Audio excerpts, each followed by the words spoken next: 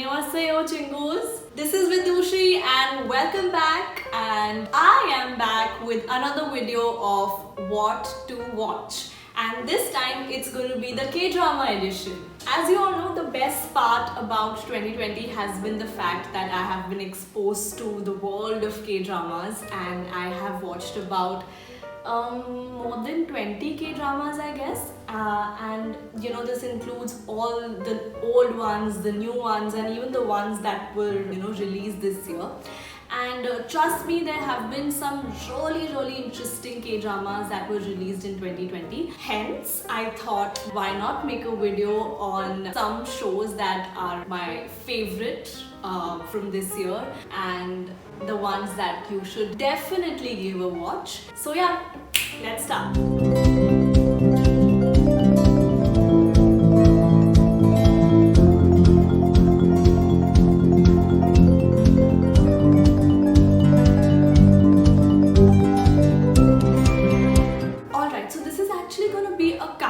Sort of a video, so I'll start with my least favorite first and I'll announce my most favorite in the end. So there are actually about 7 shows that were released in 2020 which I really liked, and I would like you guys to also watch them.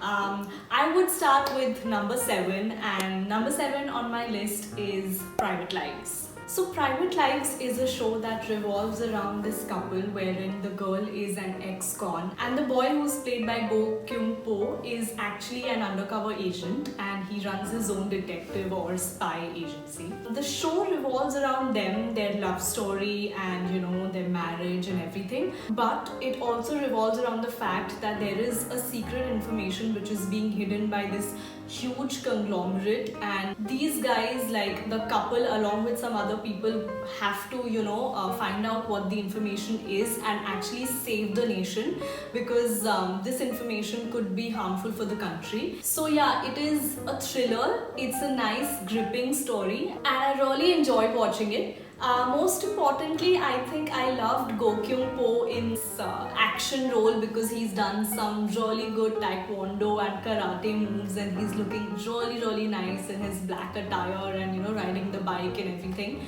So you should definitely watch it for him. Although I wish there were some more scenes between the couple, because they seem to have a nice cute love story. That is not, of course, the primary storyline, but still I would have done with some more screen time with the couple. Anyway, the show is quite interesting, so please give it a watch. Moving on to the next show, which is on number 6. It's called Record of Youth. It again was released this year in 2020 and you guys can watch it on Netflix. This show is about these 3 young individuals who actually come into the contemporary fashion industry of South Korea, who follow their dreams and make it big in this industry. And at the same time, it also follows the journey of their personal life and their love story and everything else. So yeah, it's a nice cute show, light show, which I had a great time watching.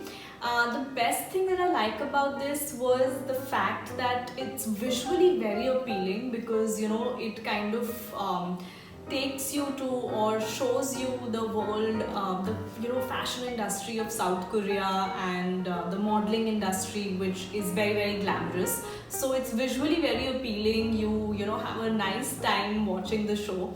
So it's really good, and of course there's a cameo from PSG, so that is something that you guys should definitely not miss. And yeah, so please watch the show. It's very interesting and very cute. So number 5 on my list is this show called Tale of the Nine-Tailed. Firstly, I love the name of the show. It's very well put together. It's super creative, I feel. Also, this is one show that is not available on Netflix, so you guys will have to watch it on this site called Viki. It's free of cost, but of course there are ad pop-ups that come in between, so you can't avoid that. Actually, you can. I mean, you have to pay some amount and then you can get a subscription and then you won't have to see the ads. But yeah, I mean, I watch it for free, so you can watch it there. Also, I haven't really completed the show yet. I am still on the 5th episode, but it's still number 5 on my list because I am in love with the show already. I mean, the characters and the actors are amazing. Especially, I'm in love with Kim Bum. It's what you call the second lead syndrome happening to me in this show. So this show is basically about this nine-tailed fox who actually comes back to find his long lost love, actually the reincarnated version of his long lost love, and it also revolves around the story of his little brother who's played by Kim Bum. The whole show is packaged beautifully. I mean, it actually reminds me of Vampire Diaries, but nobody can compete with Damon Salvatore. Having said that, I think this show is amazing. It's, it has fantasy, it has drama, romance, action, suspense, horror, everything, and it's like super gripping. So I cannot wait to finish the show, and I'm sure, I just hope I liked the end as well.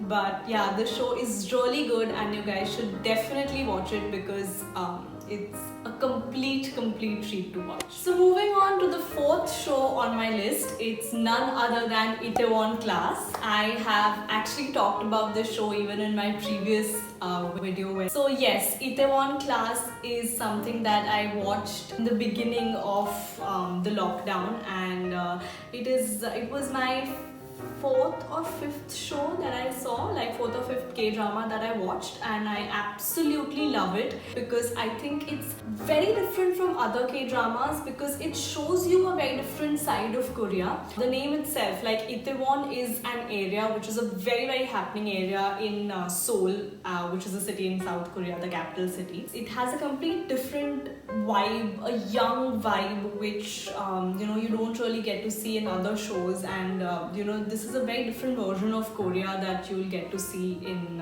this particular show. So yeah, I mean, the show is about this guy who actually wants to take revenge from this man who had killed his dad. In order to do that, he kind of goes to jail. He starts from scratch and builds up this entire business franchise of this pub and restaurant called Dum Bum. So he becomes super successful, and the show actually captures his journey from zero to becoming a huge businessman and very successful, and actually eventually taking the revenge from the villain.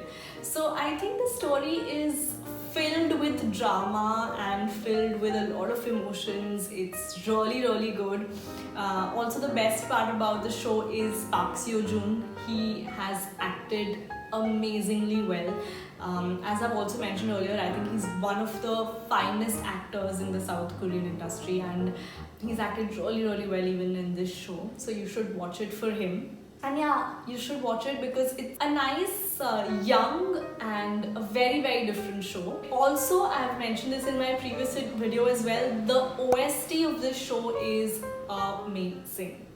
So yes guys, please watch Itaewon Class. I'm sure you'll love it. Alright, so moving on to the top 3 shows of 2020. So number 3 on my list is the most talked about and apparently the most watched K-drama in 2020 on Netflix, which is none other than Startup. So I actually have a love-hate relationship with this show. I don't know if that even makes sense. But this show is so interesting and it's so well written that you want to watch it. It's very gripping and it's very entertaining, and it's very young and vibrant at the same time. But I have discussed and debated over this show a lot with my friends, and this show has actually given me like major second lead syndrome. So yeah, I mean, the show is about this girl called Dalmi who wants to make it big and wants to kind of become the Steve Jobs of South Korea and start a startup. And she actually falls in love with this guy called Do-san, and he is supposed to be her first love, who had actually written letters to her when she was in school and when she was a teenager.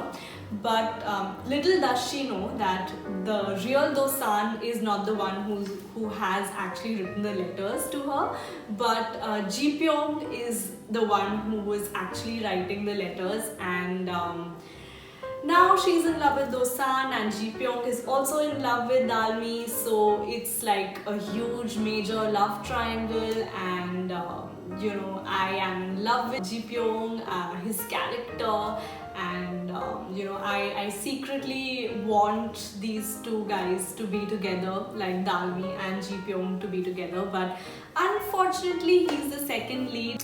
But in spite of all of this, the show is very, very interesting. It's very funny, and the supporting cast is amazing. The actors, I mean, Suzy Bay, she is amazing. She's done amazing job as Dalmi, and I love the grandma. I think she is the USP of the show. She's so cute, and her relationship with Ji Pyong is like the best part of the show. I would want you guys to watch the show. It's nice, and even the guy who's played Dosan's character is very cute.